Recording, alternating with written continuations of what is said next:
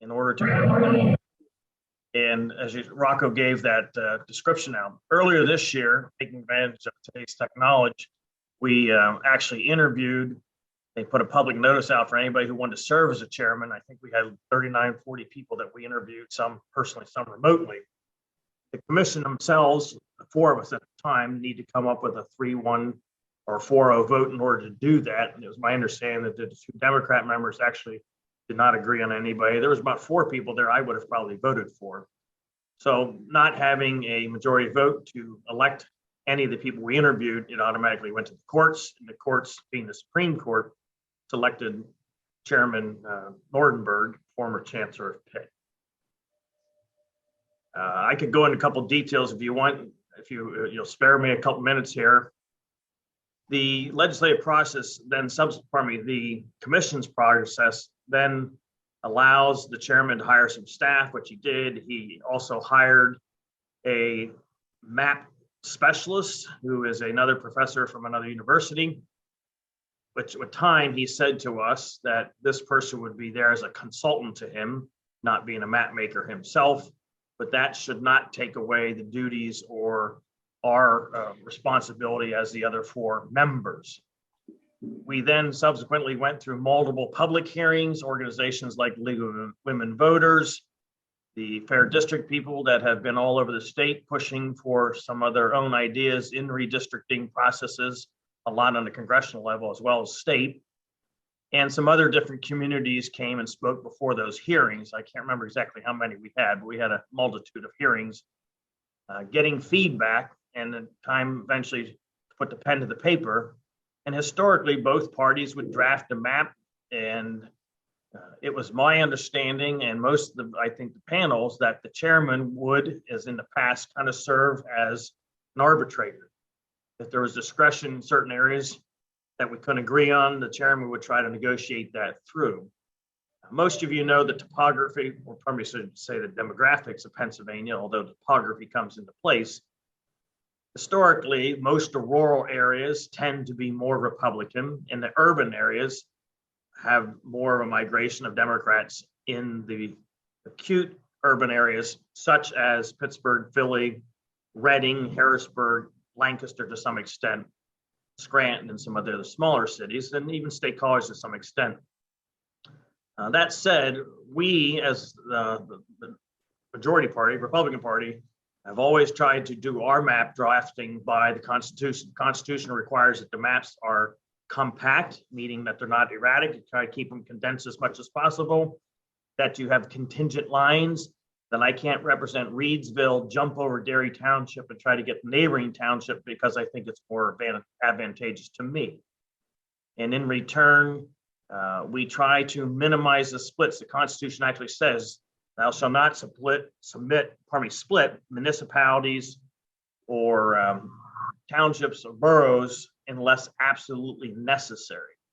Just as a reference, out of 2,600 municipalities that Pennsylvania has, the map that we submitted only had 52 splits within the townships. That may still sound like a lot, but keep in mind, in a congressional map, you have to draft them to the person. They have to have, if the number targeted is 750,200 people, all 17 of our congressional maps have to do that. In the state maps, we generally have a deviation factor, and it usually ranges 2 to 3% of the population. The target number we believed was to be about 64,053. Ironically, this chairman never called for a deviation factor. That comes back to haunt us a little bit later. And so once the maps were submitted to him, they went and were to, what I thought, consolidate and present a map forward. Well, in my opinion, they basically drafted their own map. He did make some comments to us that incumbency did not matter to him. Past customs, I think the word was used, did not matter to him. And that's where some of the breakdown became a problem. I've had a little trouble getting a minority chair the minority leader to want to sit down and actually go over some of the maps with us. Because historically, in the inner cities of Philly and Pittsburgh, they're going to predominantly be Democratic. They don't generally have a lot of competitive races down there. But it became very obvious to us that once the maps were presented, he said to us that his goal was to make the state more competitive. As you may know, currently the House of Pennsylvania is 113 to 90 Democrats. And if you look at the geopolitical environment and practices of our state, and that's basically voter practice, it pretty much reflects that, regardless of your Democrat or Republican. If you look at the last couple election cycles, especially the 2020 race, at a time when a sitting Republican president was removed, the Harrisburg Democrats thought that they were in a position to take over the House. That did not occur. The voters, you made your own decisions and elected not only on the 110 majority that we had, but 113. And an open seat for auditor, they could have elected anybody, and they chose to elect Tim DeFore, who happened to be the Republican candidate. And they even voted to take out a sitting incumbent treasurer, very nice man. I like Joe Tercel a lot for whatever reason. The point being is the voters made a decision. Our concern in the current mapping is those voters made that choice just about a year ago. And now, if you see the maps that came out, 14 Republicans have been pitted against each other. They have to run against each other, and 2 Democrats. When asked the question, what was the matrix in which you decided to do that, we got little to no answer. Had I been able to sit in a room and actually sit with the minority leader, I would have thought we could have negotiated some of these things out. And again, I'm trying to not be partisan on this thing. I'm just being upfront with some of the dialogues went on. But if you listen to an interview she gave several weeks or months ago at a press corps when they did not win the majority, the question was posed is how do you, and it was answered with one question, one answer, redistricting. I would think that we all, I do not oppose having competitive races. I have races just about every time I run. But at the end of the day, to have the voters make a decision and 1 year later, at least minimally 7 of those people that they voted for will no longer be in the contest because they have to run against their own party makes no sense to me. Lastly, I'll say the population shift should dictate a lot of this. There's a lot of loss of population out in the West. We knew that. Chairman informed us that 3 districts would need to be removed or moved, not removed, but moved to somewhere else in the state. If you know, my district happens to be 171. I'm the only 3-digit district here, and that was moved back in 1980. Well, the population shifting is coming from the northern western part of the state, moving to the mid-state down in the southeast. We recommended putting a new seat in Lancaster and a new seat in Cumberland. This is important because it comes into play with John's seat. When the maps came back, that did not occur. A new seat was added in Philly. A new seat was added in the State College, the 82nd district, which John Hershey represents. John Hershey, Juniata County, and Mifflin County have a lot more in common than putting John Hershey against Perry Stombach in Perry County. But that was done, in my opinion, because they wanted to put another, we were told, actually, they wanted to put another whole Democratic district in State College. Keep in mind, Center County has 150,000 population, give or take. 40,000 of those are students, but counted there. 4,400 get counted who are inmate population. But they will always dictate having 3 seats. That's very frustrating. That is not what we submitted. We submitted a map with very little change. Representative Irwin would have come up towards State College a little bit more. Keeping in mind, my district in the State College Center County region overall has about 6.5% growth. And the neighboring districts, John and Rich and Sauk Conklin, and the rest of them had negative growth. They did not have any new growth. So if a district grows, it's got to shrink. If it didn't have growth, it's got to get bigger. That's why these changes occurred. But it's frustrating, and I'll close on this and take questions later, that these decisions, in my opinion, were not necessarily made strictly on population movement, because ironically, Cumberland County did get a new senatorial district. A senatorial district is 250,000 members, roughly, or citizens, and yet there was not enough population growth to put a House district of 64,000. Do the math, it doesn't add up. And I can show you multiple places across the state. There was a lot of splits in many of our urban areas, you may saw the editorial wrote of Reading, Scranton, Lancaster, Mechanicsburg, Harrisburg, State College, that historically don't happen. Some of these places got cut 3 or 4 times. And Pittsburgh, which has a population of about 350,000, which warrants having about 5 House seats, was split 9 ways. So I'll stop at that. That's a real fast, high-speed analysis of how we kind of got there. It's not everything, but I'd like to have John share, and we'll be glad to take questions. I'll stay as long as you need. Thank you. And thank you to the chamber. This is important. It's like trying to, separate old spaghetti, but it's important because this is going to have an impact for 10 years. It has an impact on resources, representation. We need guys like Rich and John there. To me, they're the face of the future for our communities, and it really frustrates me a lot. Thanks, Representative Benninghoff. John Hershey is from the 82nd District, which covers all of Juniata County, also Bratton, Derry, Granville, Minnow, and Oliver Townships, as well as Burnham, Juniata Terrace, Lewistown, and McVeigh Representative Hershey, Representative Benninghoff did mention that you would be affected if these changes to the map go through. Explain what that would mean in kind of layman terms for us. Sure, I'm happy to, and I apologize for any unclearness in my voice. I'm trying to kick a cough right now, but I will go through some of those details. I might wax eloquent for a minute like Kerry did and discuss why that's important to our area. So for your reference, if you guys don't know who I am, as Rocco just mentioned, I represent about 75% of the people that are on this call right now. And we have a pretty good working relationship between myself, Representative Irvin, and Representative Benninghoff. Representative Benninghoff already alluded to this, but this is a normal part of the process where one party, whichever party's in control, tries to give themselves an advantage through the redistricting process. Now, unfortunately, the normal way to do that is by playing with lines here and there, and that's kind of what we were expecting. But what is happening here is that seats are totally getting sucked up out of certain parts of the state and put down in others. And that's basically what's happening with the 82nd District. The chairman of the commission, Kerry already mentioned, is saying that he's using population shifts to try to justify this. But that makes sense when you're talking about areas of the northwestern tier of the state or down south of Pittsburgh that have actually dropped in population.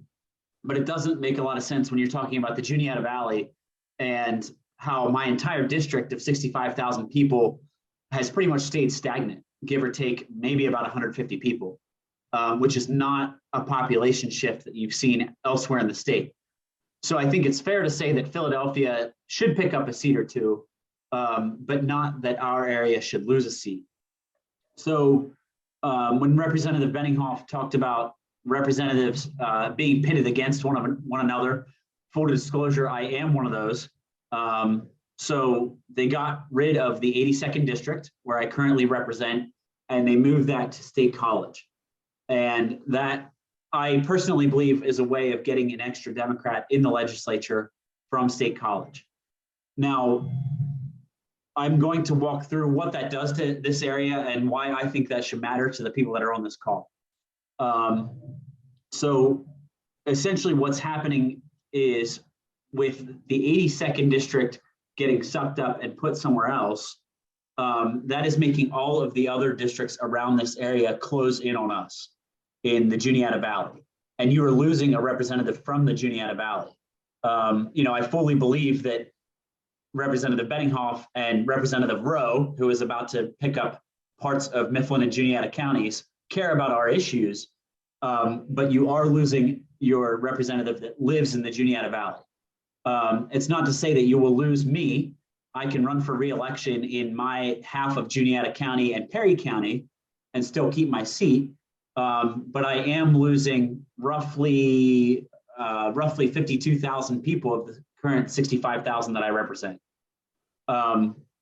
So like I mentioned, the districts around us are basically closing in on us, and half of Juniata County would be represented by Perry Stamball or me, Representative Benninghoff already mentioned, in a Perry County-based seat.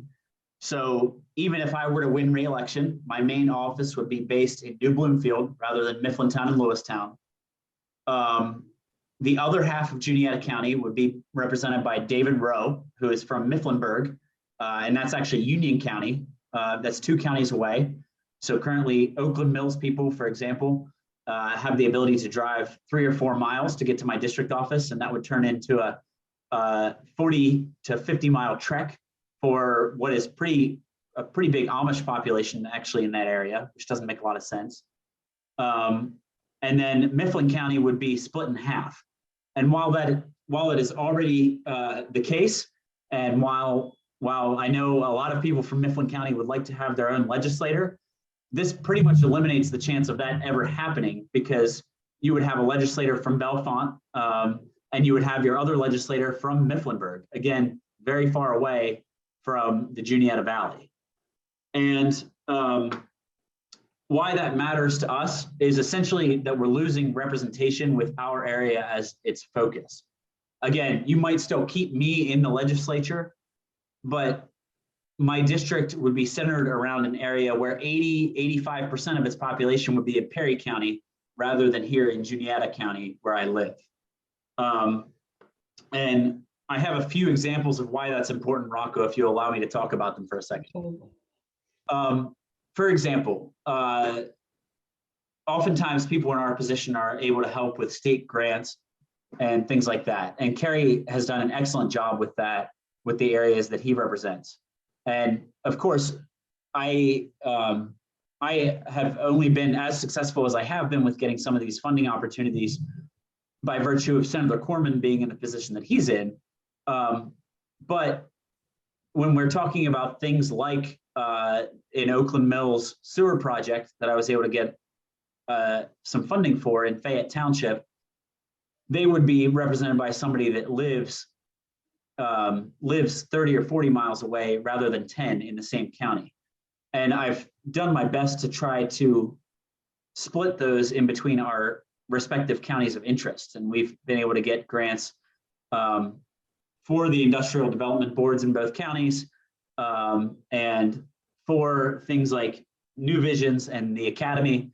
And of course, the Academy is one of those other things that benefits both counties. We send students from Juniata County School District and from the Mifflin County School District to the Academy. And we would be losing that representative that has that as their priority. And like I said, I don't think there's any question of whether Representative Rowe or whether Representative Benninghoff would have our community as their priority, but you are in effect losing a representative that has the Juniata River Valley as their focus. And as I mentioned, I could still stick around, but 85% of my population would be halfway between here and Harrisburg rather than here. And another example I have of why that matters so much is, and Representative Benninghoff was a big part of getting this fixed because he was in our leadership at the time. But if we all remember, and certainly the human services folks and the commissioners on this call do remember, when we were at risk of essentially losing our call a ride service, our Juniata Mifflin CARS program, because of a brokerage that was happening at the state level.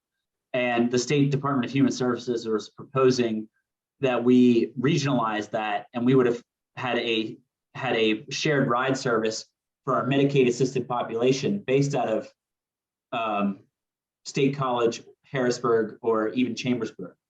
And Representative Benninghoff was a big part of that fix, but I was able to propose the legislation to get that into the fiscal code, because that was an issue that mattered to Mifflin and Juniata counties and didn't really matter to many other areas in the state other than Bucks County. And I was able to work with some of those legislators to find a fix to that problem. And that was an instance of where we benefited from having access to a program that totally would have gone by the wayside if we didn't have a representative from this area or that had another area as their focus. So I'm trying to explain why this should matter to you guys. And when we're talking about communities of interest, which the commission says matter to them, including Joanna McClinton, including Chairman Nordenberg, who are the people on the commission making those decisions, when we're talking about communities of interest, I have a list of over 24 different things of why Juniata and Mifflin should be combined in a legislative district, because these are all things that receive state funding that are combined with Mifflin and Juniata counties, as opposed to Juniata and Perry counties, or Mifflin County and Mifflinburg, which don't make any sense. So, of course, if anybody wants access to that list, the chamber, of course, is some of that. Human services, I already mentioned, but I have a list of 24 other things of why Juniata and Mifflin County should stay combined and why we should have a legislator that cares about this area. And so I'd be happy to share that with anybody that's on this call if they would like to see that. And at the end of the call, thanks, Representative Hershey. At the end of this program, the representatives that are still with us will put their contact information down low. So if you do have any questions further, we'll ask them. So we do have a few questions. I want to come back in a few minutes to grants and funding, which you touched on, John. First, Kerry, excuse me, I think you'd be best served to answer this question. And I'd like to keep this as, and I know that's easier said than done, as nonpartisan as we can, stick more to facts than, but someone had mentioned the chairman being a plant of the Wolf administration, blah, blah, blah. But the important part of the comment, I thought, was he believes the 30-day comment time period is not going to make a difference. Is that a fair assessment? And before we got started, you had said that the folks that were able to comment, you have 2 meetings tomorrow, 2 public meetings tomorrow, 2 more on Friday. But those, the people that can comment, am I correct that they are already set in stone? Yes, they can still submit comments online. You may have seen yesterday, I actually had the policy committee go out to Pittsburgh and we hosted our own hearing and really got some great information from some individuals. And we'll be doing another one of those in the Cumberland area. 2 quick things I want to throw out just because you're going to hear this. If you watch any of that tomorrow, you may hear the term VRA, Voting Rights Act. Chairman, after we talked, I don't hear people talking about the communities of interest as much as I did during the original several weeks into this project. And we were told that the maps were done with 2 things in mind were a priority for the chairman. And that was to have a competitive map and VRA issues. VRA issues means minority districts.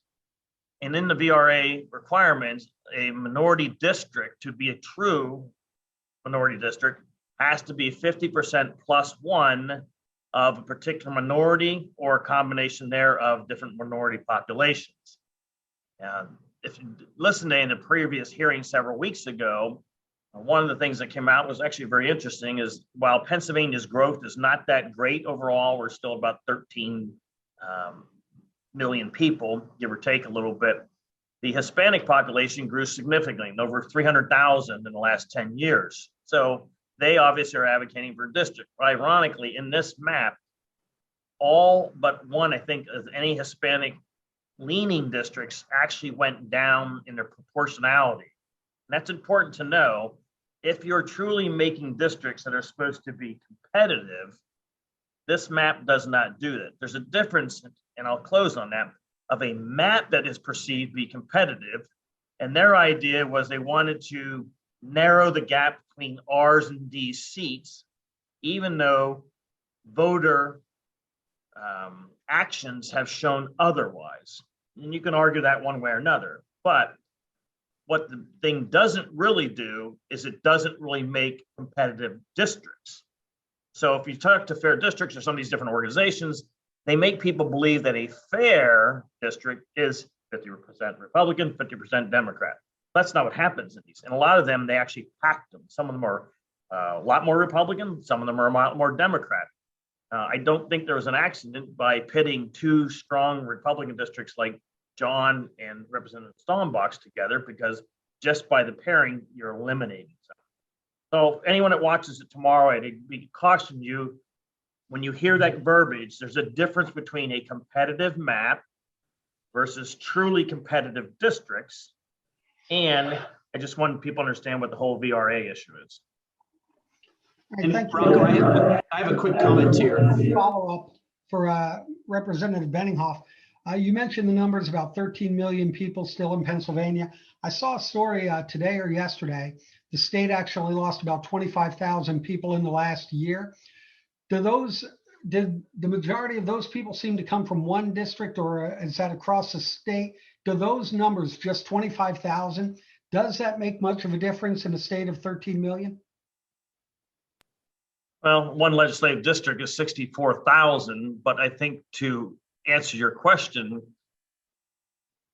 the committee, against my vote, spent 8.5 weeks reallocating prisoner population. They originally wanted, the minority chair put this request in, they wanted to reallocate federal, state, and county prisoners from whence they were sentenced from. Well, then they realized how big of a task that was, so they went to just a state. But it's important to note that that was over 27,500. We were able to narrow some of it down because I said it's ludicrous if you're going to count somebody, take Center County's example, 2 prisons there, 3,400 inmates there, and they took a percentage of that and counted them where they do not live, do not sleep, and nor do we pay for any additional costs from there. That's important because that 27,000 actually makes up for the loss of population, but they're being counted predominantly in urban areas because they want to elevate those populations, and therefore they could push out some of the other population that actually physically live there to dilute surrounding counties. The frustrating part for us, we're supposed to have 90 days to draw up these maps. We got bifurcated to 45 days because they spent 8.5 weeks on that. And now we're in a crunch. So I don't think that overall 25,000 that you asked about is probably peppered throughout the state. As you know, we lost a significant amount of population last year through COVID, but they would not have been counted there. But these inmates were counted in one place through the census, the United States Census, but they're being counted for these map purposes somewhere else in the state. I think it's ridiculous. I voted no, but unfortunately, I was in the minority at that point. Rocco, I have a comment on the comment process if you have a second. To your question a minute ago. So there is a 30-day comment period, and I'm choosing to believe that it does make a difference because that is the major way that you guys can have your vote heard to the commission. Now, I can't speak for the chairman of the commission as to whether they are reading those comments or not, but that is how I've been trying to get people to express their concerns about keeping Juniata and Mifflin counties together. He is reading those, and John is correct. Yes. And so you asked whether that makes a difference. I personally believe that it does. And if you currently look at the comments on the commission's website, about a quarter of them so far, and there are hundreds of comments, about a quarter of them so far are from this area. So I think that is a really good expression of solidarity with our area and trying to keep a legislative seat. And to your question about the hearings, they did fill up for the end of this week, but the commission's also said that they're hosting hearings either on Thursday, Friday, or Friday, Saturday of next week. And that sign-up process is still to be announced. And I've been trying to work with a few people from around here to go down to Harrisburg and express their concerns. All right. Also, the website, by the way, is redistricting.state.pa.us. If you go there, you can learn about who's on the commission. You can see the maps. It gets kind of complex. You've got to scroll down to like number 83, 84, 85 in that area to find Mifflin and Juniata counties. But you can find all the information on the meetings that will be happening in the next couple of days as well. And again, the 30-day comment period, Representative Benninghoff, you said that actually ends February 8th, or was it 18th? 18th. But it looks like that could be extended because of different challenges. The comment period itself may not necessarily be extended, but the process can be. I can't echo John enough to say what he did. Now's the time to get your comments in. The chairman does look at these things. They go through some of those things. And we can only hope that he gets a strong message. And there, frankly, I'll be honest with you, there are concerns by some of the Democrat members too. Many of them do not see these maps until the very, very, very last moment. There are concerns in some areas like Reading and where some changes happen significantly. So they're weighing in as well. When you watch the proceedings tomorrow, I'm hoping that there'll be some balance. I'm aware of some of the ones that are going to be testifying, but I would encourage people to still submit their comments. They don't have to be long. You're not writing the Gettysburg Address, although it was only 223 words. But one thing John forgot to say, which I think is important, is he has a very good comprehensive understanding of agriculture. And agriculture is one of the number one industries in our state. And obviously Juniata Mifflin's a big participant in that. And that's what makes our floor of 203 members so important, is that melting pot of different experiences. And I look at that as a deficit to see us lose someone with that kind of knowledge and experience. Yeah, and to be clear to everybody on this call, because of those 14 pairings, one of if these maps go through, one of Representative Stanball and I will not be sitting in that chamber next year, and that's just a fact of the matter that we're staring at right now. Thank you. And we are getting some questions. If you do have a question, put it in the chat box. We'll get to as many as we can. The website again that I mentioned, and it is redistricting.state.pa.us.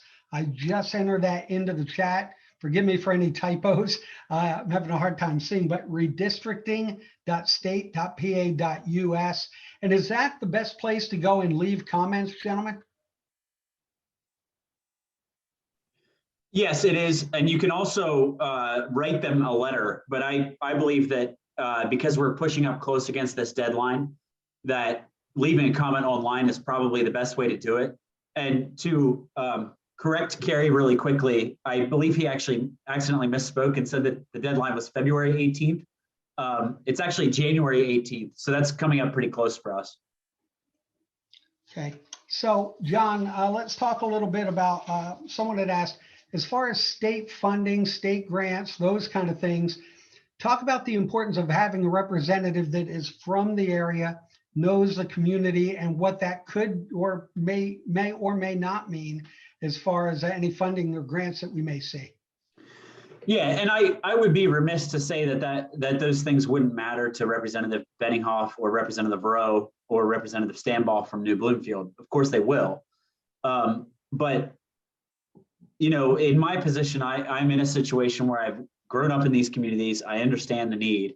And when somebody comes to me and asks about the Cross Street Bridge, for example, in Mifflintown, which is the main thoroughfare to get to our library from certain parts of the county, I have an inherent understanding of that because I went to high school on the hill 100 yards above that. So when we're talking about things, when we say a squeaky wheel gets the grease in Harrisburg, oftentimes it's familiarity with those projects and familiarity of why those issues matter to you. I have friends that graduated from the academy and went on to have very lucrative careers in tech and the trades.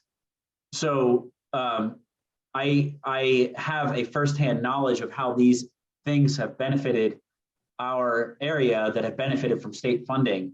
And that's why I think having that local representation matters. So of course it'll matter to Kerry and it'll matter to David Rowe, but a representative from Center County and a representative from Union County are naturally going to have their interests spread out a little bit, when my interests are oftentimes things that benefit both Juniata and Mifflin counties in a pretty even manner. We had a comment, and I think this is a good point, which leads me to an issue that may not affect us right now, but you'll understand when I ask. Ronnie had mentioned that he believes the map to be partisan, which I completely understand Ronnie's thought process there. I feel like when you have, again, you're well represented when you have the majority leader, or minority leader from both the Senate and the House, but then there's always going to be that fifth member. So it is always going to be skewed one way or another. Is there a better way? Do either of you have a better way to do this in the future? And is it something that you could work on and maybe, propose some legislation down the road so we don't go through something like this every 10 years? Interesting You raised that, Rock. I spoke with some other legislators in other states, Anything like this anytime. and there are some that are, and there are other people's advocating, do you put some type of citizens commission together? In one state I talked, I think it was Oklahoma, they have like an 11-person commission, a handful of Republicans, a handful of Democrats, and a handful of unaffiliated or multiple affiliation of parties. And, our concern, I'll say this as my concern, I won't speak on behalf of the other guys, is I first of all believe in a democratic republic, and where you, the people, select your legislative leaders and, legislative officials. What's happened now is you have a court who becomes kingmaker. So the court, and I got to be honest with you, for those of us been around for a couple of years, we were fearful of this after the 2015 election that swung the Supreme Court dramatically one direction. And when you now have a process that if you don't have a ability for the 4 commission members to select that 5th person, then it automatically goes to courts. You no longer have a really democratic republic because your courts are now picking that 5th person. I would say to you, nothing against the current guy personally, we've had retired judges do this in the past, and I think they've worked out better only because they've spent a career solving problems between 2 different parties. The process this time has not worked in that same manner, in my opinion. And like I said, I expect to be sent in a room with the minority leader, talk about this, talk about that. Hey, in Philadelphia, I really can't do much about that. In some of these rural areas, we can't really change much, but it seems as though there's a underlying mission to, and it's been stated, to correct things of the past when there were other maps where things were less desirably done. But I don't think it's proper for us in the future. So, the convention took it out of the hands of the legislature, even though the legislature does the maps for Congress. And these are people that you can vote in and out of office every 2 years, as our forefathers wanted. And so there have been proposals about whether or not we put some kind of citizen commission together. That's not going to be the easiest thing either. But there you would at least have 11 people, or whatever the number that makeup is, because now you have equal R's and D's, and you have one person who ultimately plays kingmaker should they choose to take that role on, not as someone that calls balls and strikes, but in this case, essentially they drew their own map. That's what I find most frustrating. Sally just, yeah, good question as well. If she says, if we lose in this round, is there an appeal process to protest the changes, or is it just you wait 10 years and try again? Yes and no. We don't have to wait 10 years. We will go to court. Unfortunately, round 1 takes us to this very Supreme Court to pick the guy who's the 5th vote.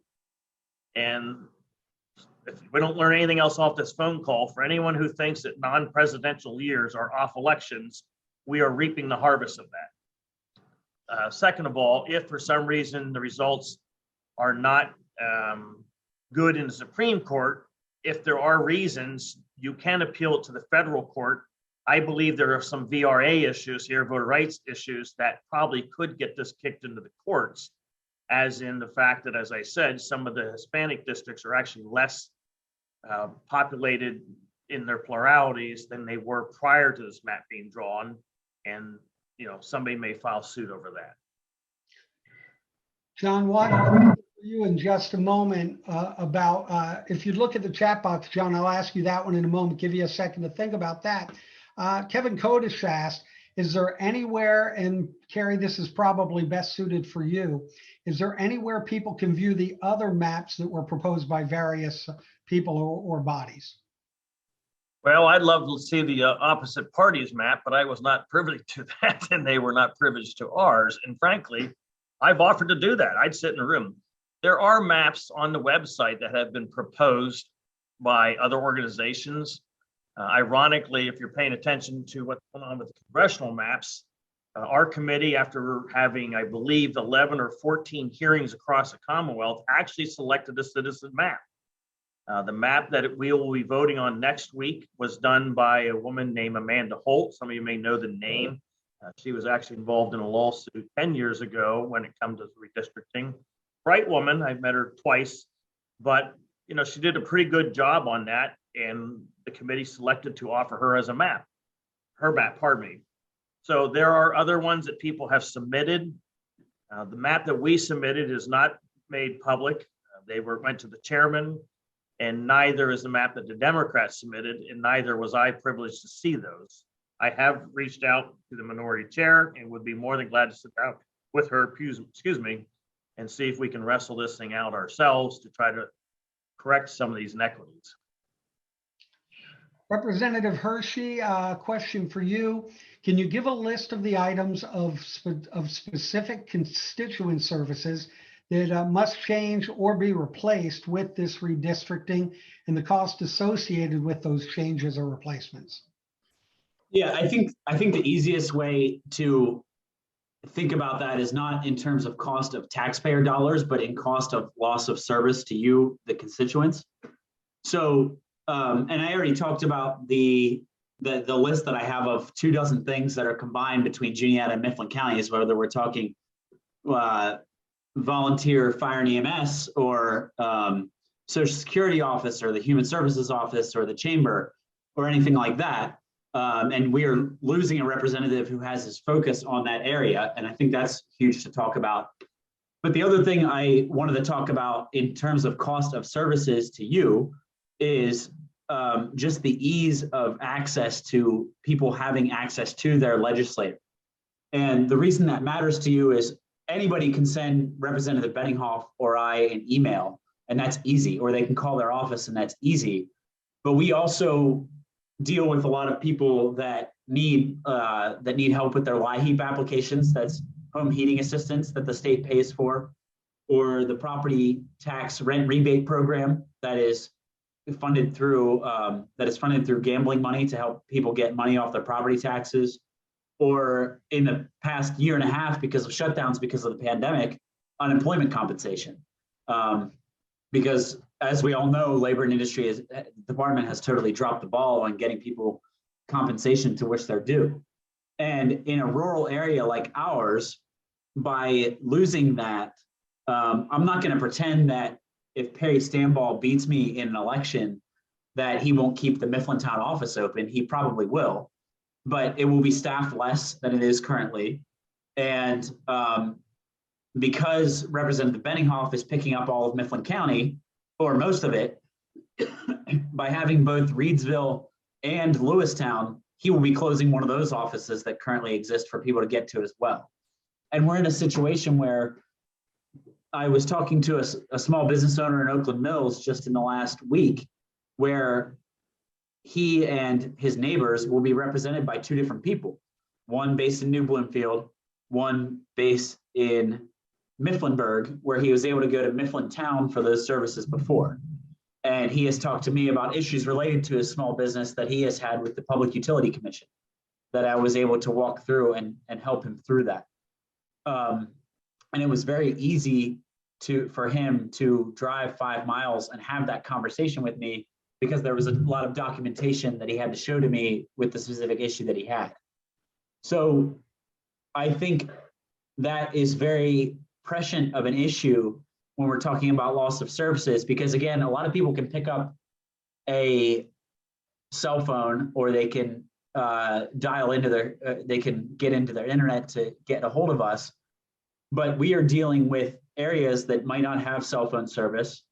As you know, we're dealing with counties that have lack of internet service in a lot of places. That's probably the number one thing that I get communication about, is lack of reliable access to internet. And we're dealing with a pretty significant plain population in Juniata and Mifflin counties that probably can't travel dozens of miles to access a legislator, many of which I've helped with unemployment comp or issues related to the shutdowns in the past year and a half. So when we're talking about costs, it's not necessarily that costs that the state is going to incur as a result of having to open new offices, because Representative Benninghoff will probably close one of the offices in Lewistown or Reedsville, but it will result in a huge cost to people that really need services that we can offer that will lose access to that and that they can easily access right now. Thank you. A couple of other things real quick. Again, if you have questions, put them in the chat box and I'll be sure to get to as many of these as we possibly can. Commissioner Postal, it looks like I got a message from you a bit ago. I'm not sure that it all came through. So if you wanted to send that to me again, feel free. Also, I see Representative Irvin is still on the call. Not sure if he's actually with us or not, but Representative Irvin, are you still there? And if so, do you have any comments to add so far? I am still here if you can hear me. Yes. You know, I think one thing that was mentioned is, you know, packing legislative districts, and Kerry had mentioned that. But, you know, just with the lay of the land in the 81st district, you know, representing part of Center County and Huntington and part of Mifflin, you know, the 81st district with this proposed map actually becomes one of the most 10 Republican districts in the whole state. And, you know, that goes right back to, you know, Kerry's point on one of the main goals of the chancellor or the chairman of this committee was to, or the commission was to make them an area more competitive or make the state more competitive.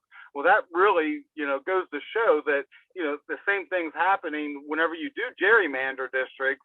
Is what you do is you put safe seats, you know, more together.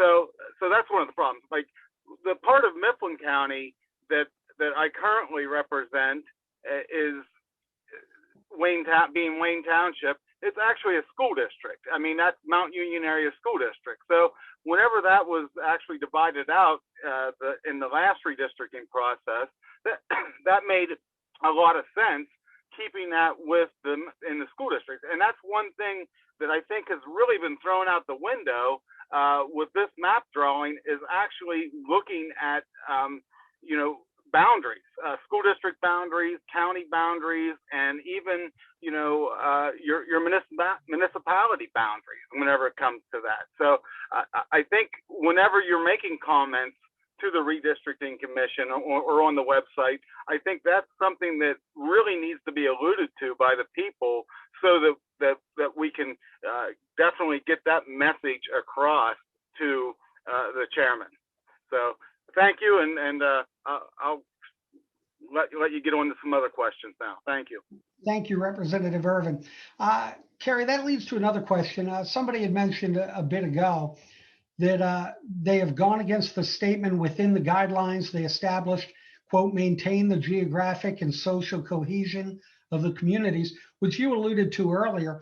So when it comes to, and I think I speak for a lot of us when all we hear is court case anymore.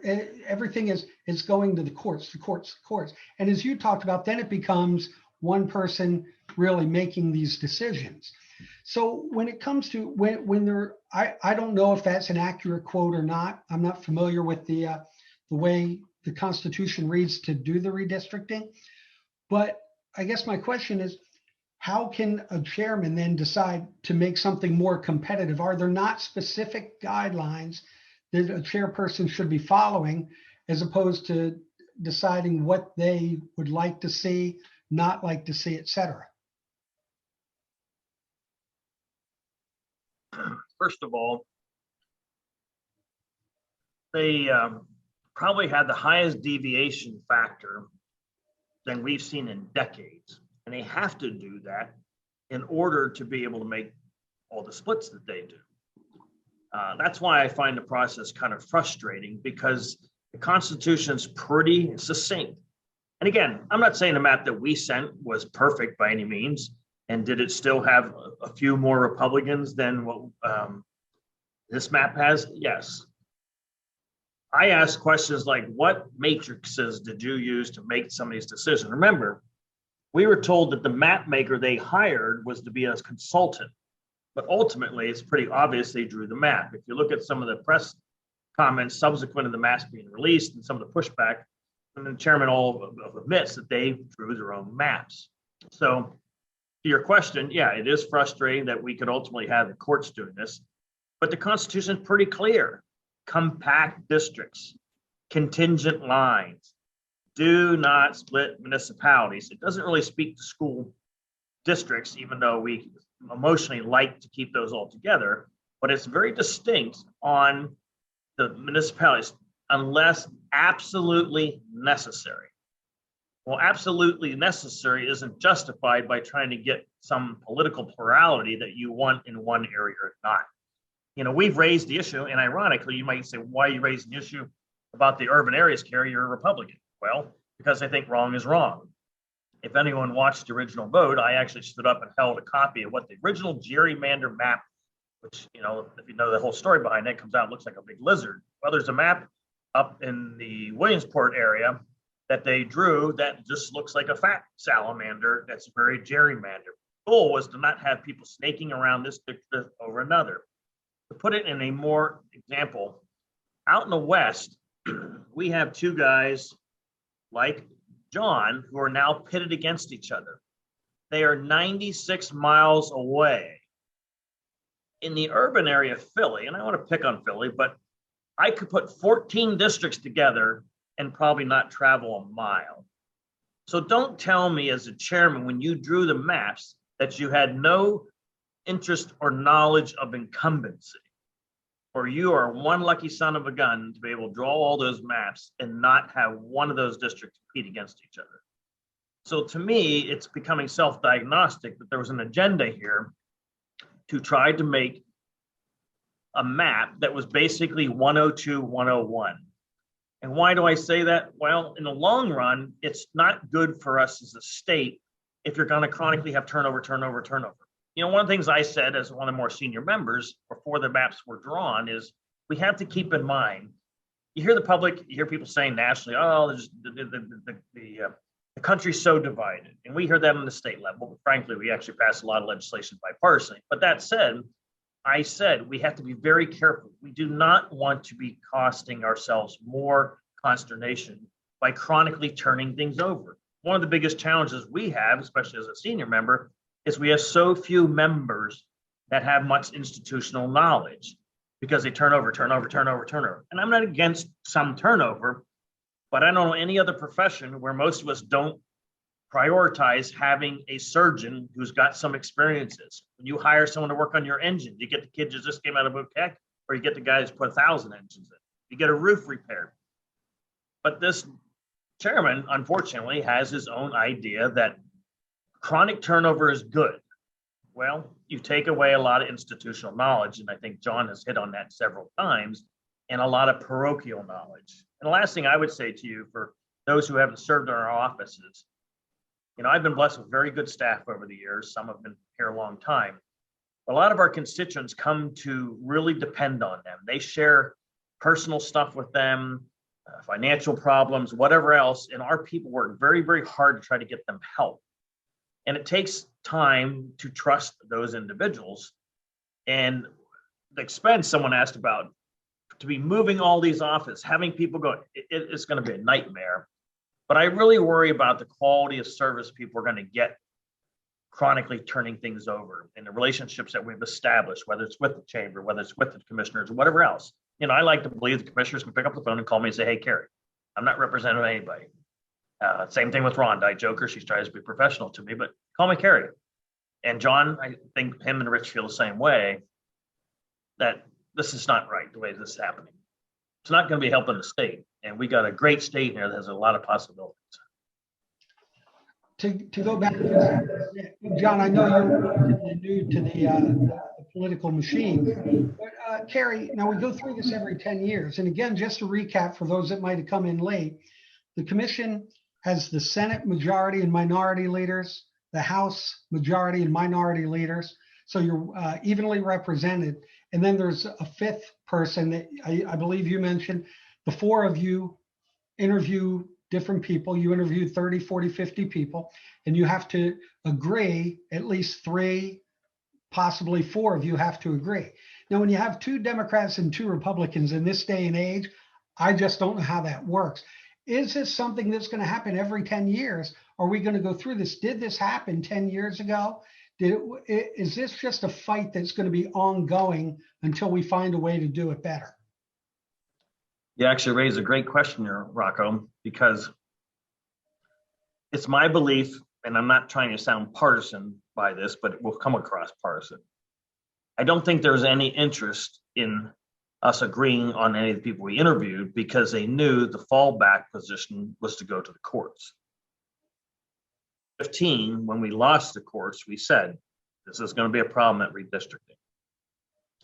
I have a member who's been chronically harassed by the minority appropriations chairman and told him, we're going to get you in 18.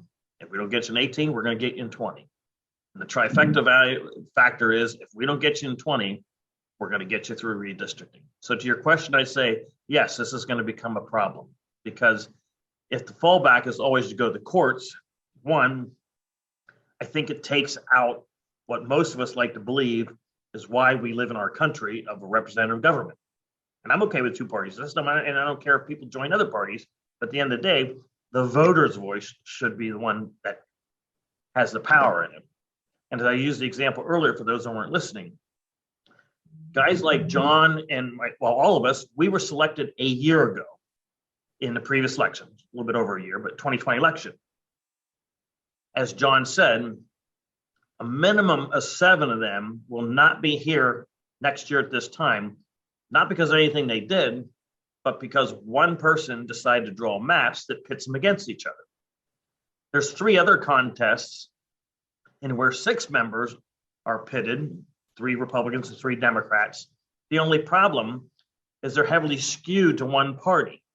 So the one incumbent keeps 65 to 70% of their district, or 42,000, and the other party only has 4,000.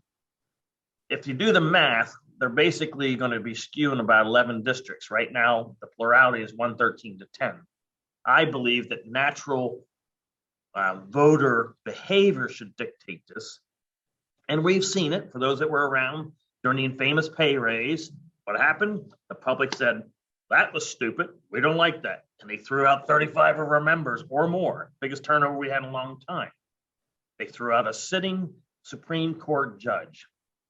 And I believe that voters are smart and for the most part make decisions about picking people who are like-minded to their community. And I think that's what John's advocating.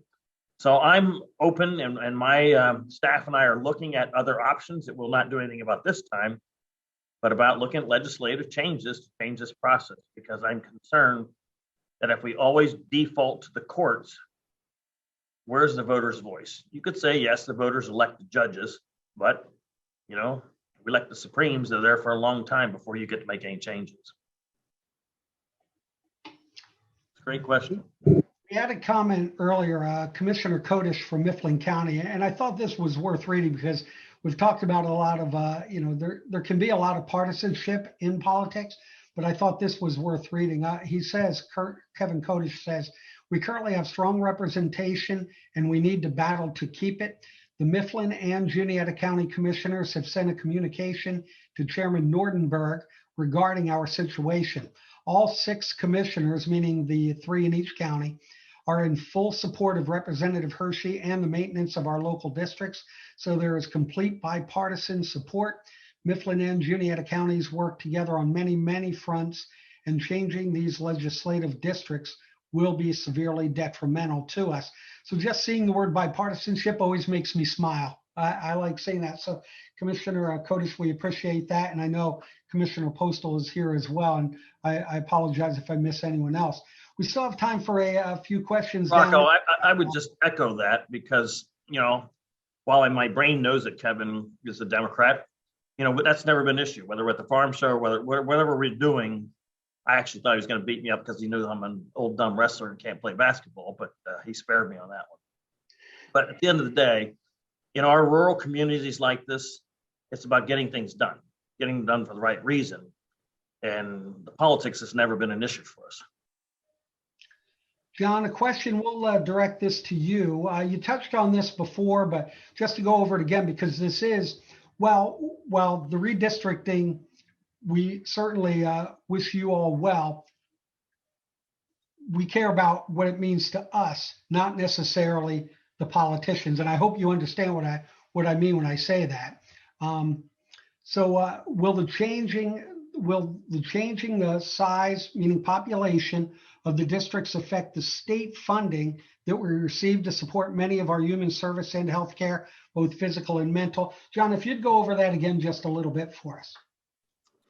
Sure. And to reiterate the comment that this is a bipartisan issue from Commissioner Kodish, just that, you know, in the last year and a half with the pandemic, I'm sure you can imagine that that me and Commissioner Kodish, for example, have had our share of disagreements just by virtue of our different worldviews.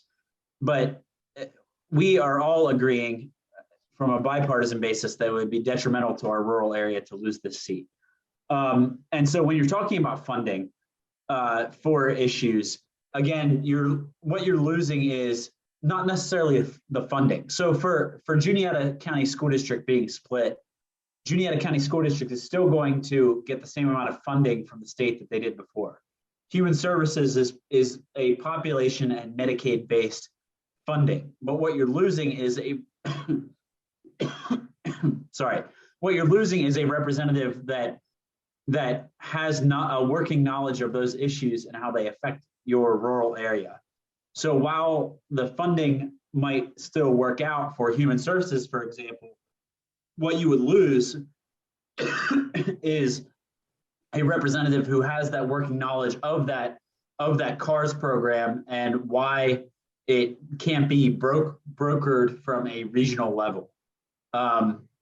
And where it can have an impact on funding is where there are these discretional grants, where again you would be losing a representative that drove across the Cross Street Bridge regularly on his way to high school, or that had a family business in Fayette Township where they recently needed a sewer project replacement.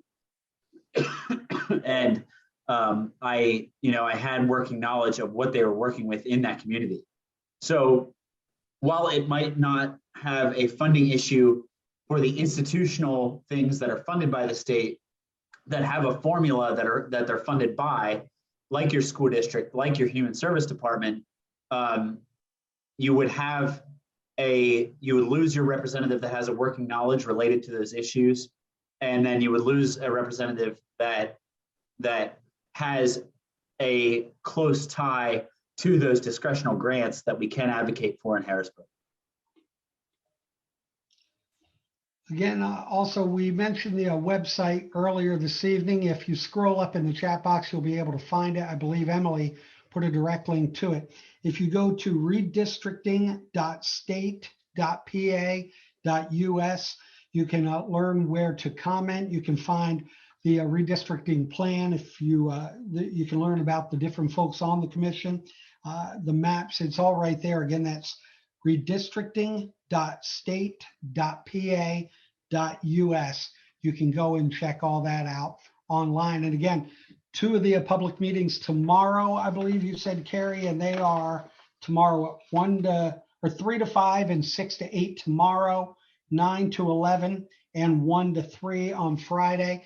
And Kerry, did I understand correctly? You said PCN will carry those as well?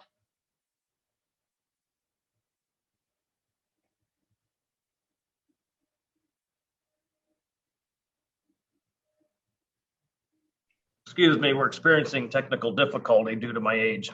I accidentally clicked myself out of here. Your times are correct, and they should be available through PCN. And they'll be live streamed. You won't be able to interact as you're watching, but you'll be able to listen.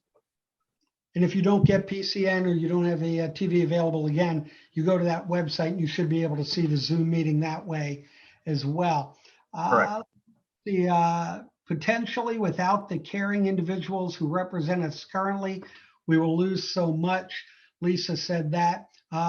Glenn, Fayette and Ridgefield Fire and ambulances can and probably will lose specialized grants. John, is that accurate? Yeah, like I said, they probably won't lose the fire relief money, which is a formula, just like the school districts are every year. But when it comes to the grants that we are able to advocate for, which we can for certain fire and EMS purposes, yes, Fayette and Richfield would be represented by a representative based in Mifflinburg, just like Burnham and Derry and Decatur townships would be.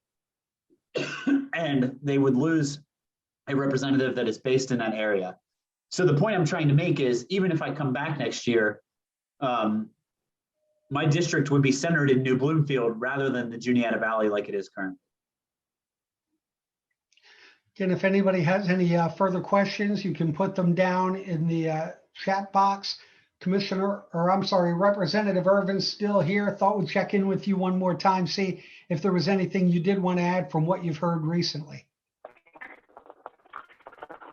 I think your question on, it's not so much how it affects the legislator as how does it affect we the people.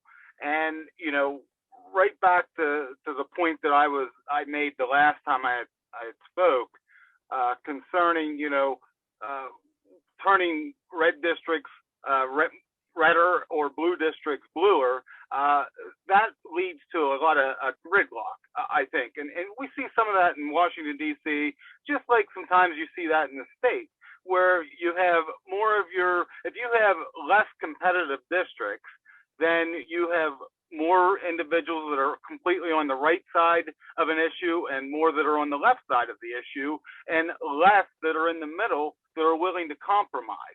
So, I think the maps, the way they are currently drawn, even though the Republicans are in the majority, there is still very competitive districts that are out there where you have Republicans that are winning a majority Democratic seat.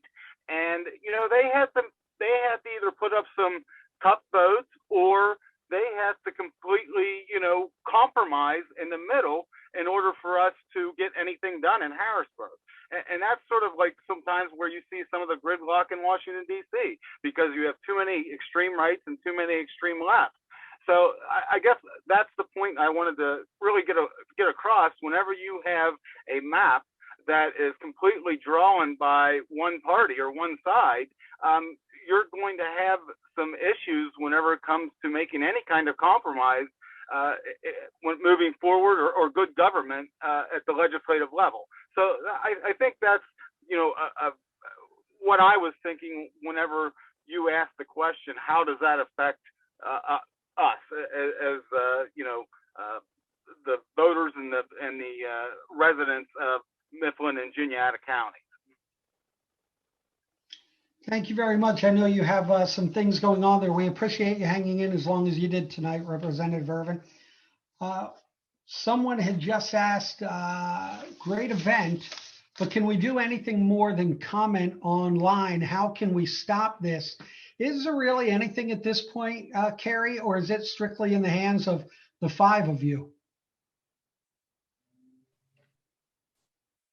Your advocacy is important. I think stressing communities of interest, which somehow fell by the wayside, even though I heard a lot of people in the public talk about in the original hearings that we had, I think should be emphasized in any kind of communications. But to your acute question, the bottom line is it all comes down to a vote.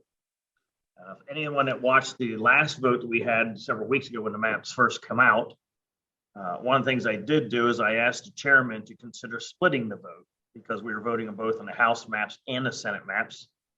And I did not want to prohibit those from moving forward. They had pretty much of an agreement. There's some problems over there that need to fix yet. And he did acquiesce to that. And therefore I voted yes on the Senate map, but I voted no on our maps. So I do believe there is some room. In an article in the Philadelphia Inquirer, I did see where the chairman said he'd be interested in looking at some changes. I think comments can't be personal attacks to him because nobody likes to have those anyhow. They need to be about communities and the future of those communities. At the end of the day, we want to feel as though we've done everything possible. The hearing that we conducted yesterday with the Policy Committee, I'm providing that data and information to the commission itself, and we will do again the following week. I would like to not think that the hearings that are being held by the five-person commission are exercises of futility. So we got to weigh in. and hope that we are able to make some changes. How many wholesale changes will occur, I don't know. Obviously, we won't know that until the next vote comes down. And to hop in real quick, because I know a lot of the people on this call have already left comments, but I think volume will really make a difference here. So talking to your neighbors, talking to your friends, anybody that you see, and talk about those things that it would do to our area. The loss of the representative with the working knowledge of the CARS program or the Cross Street Bridge or the Academy or things that matter to you, and discuss why Mifflin and Juniata County matter and why we need to have a representative from that legislative district in representing us in Harrisburg. And again, I think talking to your neighbors and getting them to voice that concern.